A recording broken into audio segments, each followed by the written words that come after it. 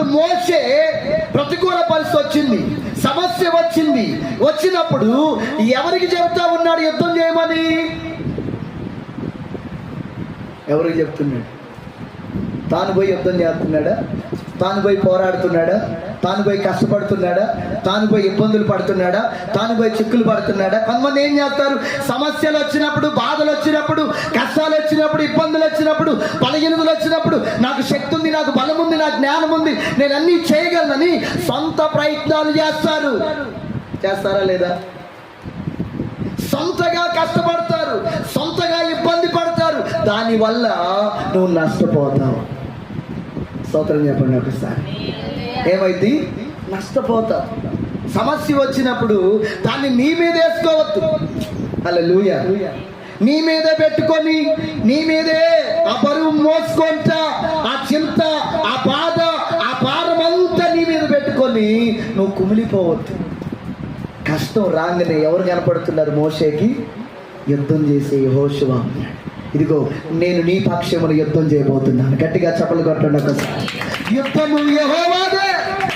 హల్లెలూయా. యుద్ధం ఎవరు చెప్పండి? యెహోవాదే. ఆయన మన పక్షమున యుద్ధం చేయబోతున్నాడు. నువ్వేం చేయాలి? సమస్య వచ్చినప్పుడు నువ్వు దేవునికి చెప్పాలి. ఎవరికి చెప్పాలి? దేవునికి చెప్పాలి. మనం ఎవరికి చెప్తాం? కష్టాలు మనకి దగ్గరగా ఉన్న వాళ్ళకి చెప్తాం, లేకపోతే మనకంటే కొంచెం మంచి పొజిషన్లో ఉన్న వాళ్ళ దగ్గరికి పోతాం. హల్లెలూయా. మనకంటే కొంచెం బాగా ఉన్న వాళ్ళ దగ్గరికి పోయి కష్టాలు చెప్పుకుంటాం. కానీ నిన్ను దేవుని సన్నిధిలో నీ బిడ్డగా, ఆయన బిడ్డగా మార్చుకొని ఆయన యొక్క కుమార్తెగా, కుమారుడిగా ఎంచుకున్నటువంటి ఆయనకి మనం చెప్తామండి. చాలాసార్లు చెప్పం. ముందు ఏం చేస్తాం? ముందు మొత్తం తిరిగి వస్తాం.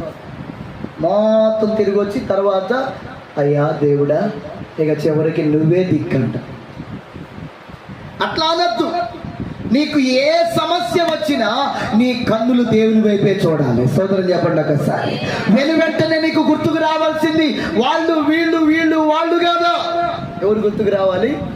దేవుడు గుర్తుకు రావాలి. అందుకే కొందరు రథములను బట్టి అతిశయిస్తారంట, కొందరు గుర్రాలను బట్టి అతిశయిస్తారంట. కానీ నేనైతే నా దేవుడైన యెహోవాను బట్టి, ఆయన నామాన్ని బట్టి అతిశయిస్తాను అంటున్నాడు. సోదరం చెప్పండి ఒకసారి. ఏం చేస్తాడు ఆయన? చూడండి, కీర్తన గ్రంథం 12వ ఒక్క నిమిషం అండి, 20వ అధ్యాయం 7వ వచనం చూడండి. 7-8 వచనాలు. అగ్గో కొందరు రథములను బట్టి, కొందరు గుర్రములను బట్టి అతిశయపడుదురు.